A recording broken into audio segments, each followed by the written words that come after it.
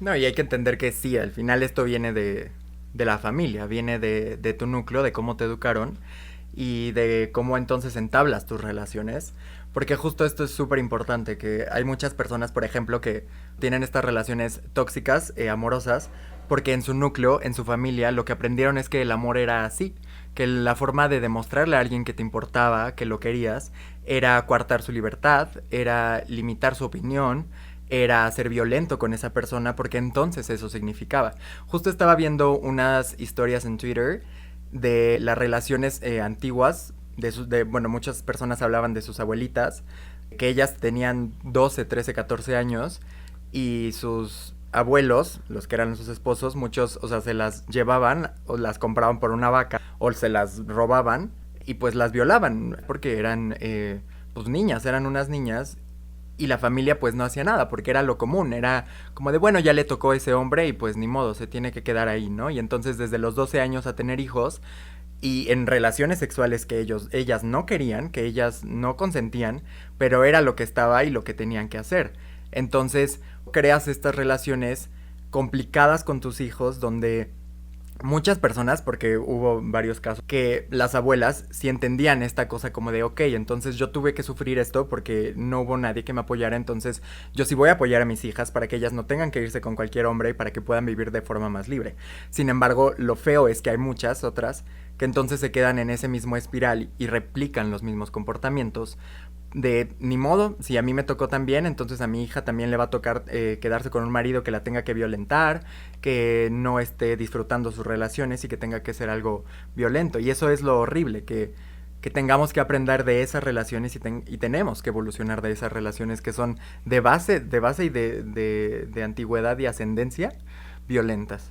Sobre todo, ahorita que cuenta eso Arturo, todas estas mujeres nos han pasado la famosa frase, todos los hombres son iguales. Y entonces al final sí estamos creando unas riñas ahí, pues de responsabilidad. O sea, de responsabilidad, de las cosas son como son y los humanos no pueden cambiar. O sea, esa es otra cosa que dicen muchos, es que la gente no cambia. Cambiamos todo el tiempo, o sea, no tengo...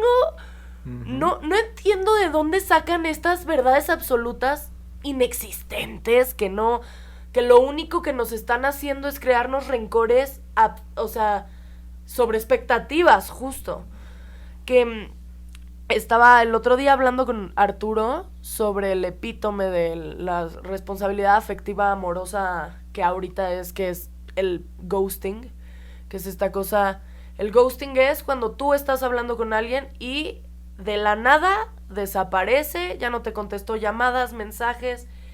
Eso es la ejemplificación perfecta de qué es la falta de responsabilidad afectiva y de cómo nos hemos creado estos miedos. Por eso ahora nos es tan complicado relacionarnos, por eso es mucho más fácil hacerlo por redes sociales, por eso a la hora de las citas ya no sabemos muy bien, nos da muchísima ansiedad social. O sea, sí han habido unas consecuencias en todos los ámbitos, ¿eh? En todos los ámbitos, sí. Digo, hablando del ghosting, también yo lo he hecho algunas veces en mi pasado turbio. Yo también. Pero sí es, porque es complicado en este sentido donde justo no sabes cómo va a responder la otra persona, entonces prefieres no hacerte responsable de ese sentimiento, de esa relación, y entonces pues mejor como nos estamos hablando por mensajes, entonces no lo veo en persona, mejor le dejo de hablar y como si no existiera, y entonces no nos hacemos responsables de que del otro lado hay una persona, o sea, no es algo que no exista, es algo verdadero y tangible. Y tenemos que preocuparnos, de verdad tenemos que preocuparnos por lo que las demás personas están sintiendo, por lo que nuestras acciones están resultando en las demás personas. Y no de una forma violenta en el sentido de no hacer las cosas o cuidarte demasiado para no hacerle daño a los demás. Simplemente es las cosas que tú haces y cómo tratas a las demás personas y cómo te comunicas con las demás personas, lo tienes que hacer de forma honesta y responsable. Y siempre, básico, ser honesto con las demás personas. Tan fácil como no te gustó la otra persona, ya no quieres saber de ella, ya no te interesa hablar. Tan fácil como, oye, muchas gracias, estuvo muy padre mientras mensajeamos. Tan básico como mandar un mensaje explicando, la verdad es que te conocí, pero no eres lo que estoy buscando, muchísimas gracias y ojalá te deseo el éxito del mundo. O sea, al final es una cosa de decir, no está mal decirle a alguien que no te gusta y no está mal que no todas las citas tengan éxito, o sea, pero creo que sí es muy importante darle al otro a entender que tiene que ver con que contigo no funciona, pero no significa que esa persona no funciona. Uh-huh. Porque si no, sí creamos estos jamecucus, estos demonios que traemos en la cabeza donde es que hice mal, seguro es porque estoy fea o porque estoy gorda o porque no hablo bien o porque soy una tonta, y empezamos a generar unos traumas que no tienen sentido y que no están fundamentados más que por una sociedad bien rota y por estas telarañas que nos hemos estado tejiendo por la sociedad, por lo que nos han enseñado, pues. Sí, y estas cosas que replicamos en lo individual se reproducen en lo general, porque justo nos han dicho todos los hombres son iguales, o que a los exes los tenemos que odiar, o que... Te puso el cuerno una vez, te lo va a volver a poner. Exactamente, que todas las mujeres están locas y que los hombres son unos... Cabrones infieles, exactamente. Entonces, esas cosas no son reales, esas cosas no las creamos porque en algún momento sí nos funcionaron como sociedad, ¿no? Pero afortunadamente ya estamos en un nivel donde podemos ser conscientes y evolucionamos a ser libres y a hacer las cosas como queremos y a relacionarnos con las personas que queremos.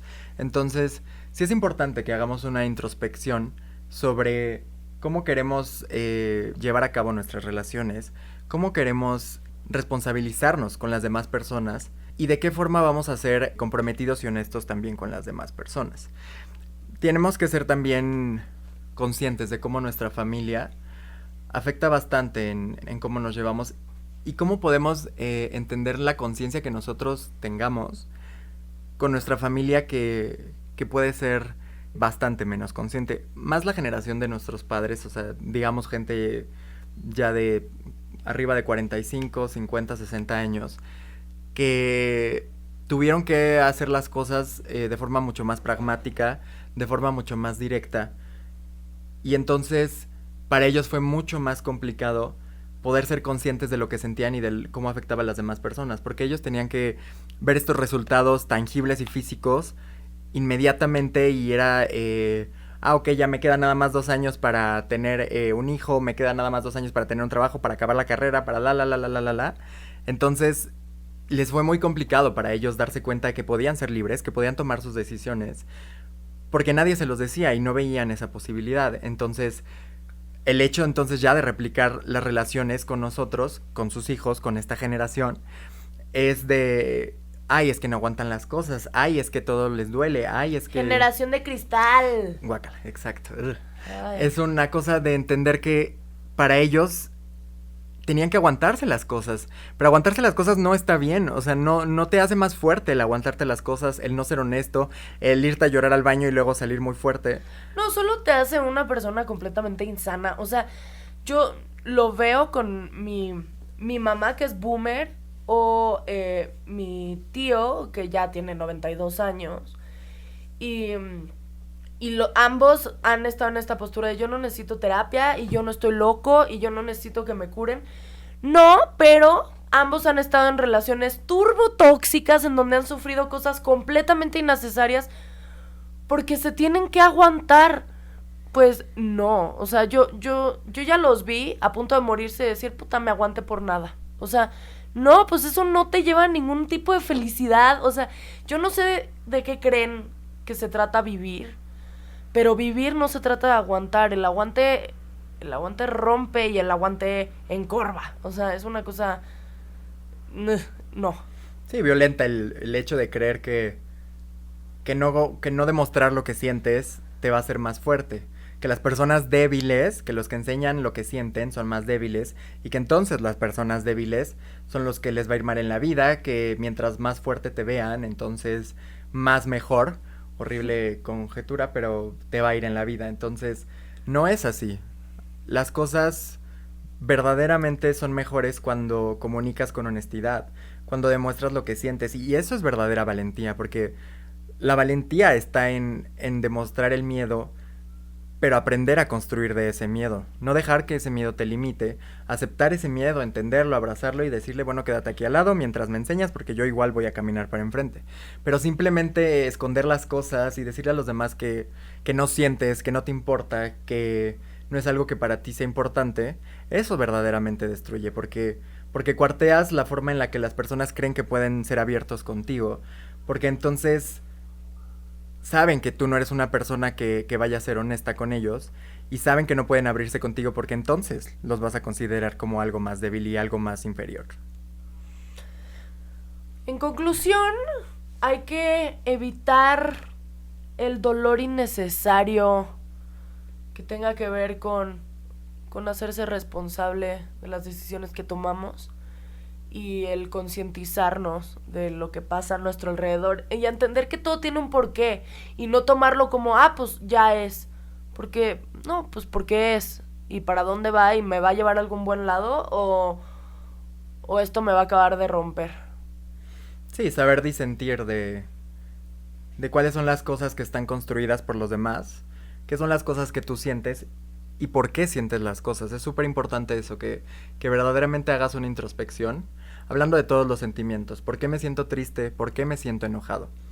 En los programas siguientes seguiremos hablando de cómo manejar las relaciones afectivas, cómo manejar lo que sentimos. Digo, nosotros no somos expertos, no somos psicólogos preparados, todavía, pero somos personas que creo que probablemente por las vivencias que hemos tenido y algunas cosas hemos aprendido mucho.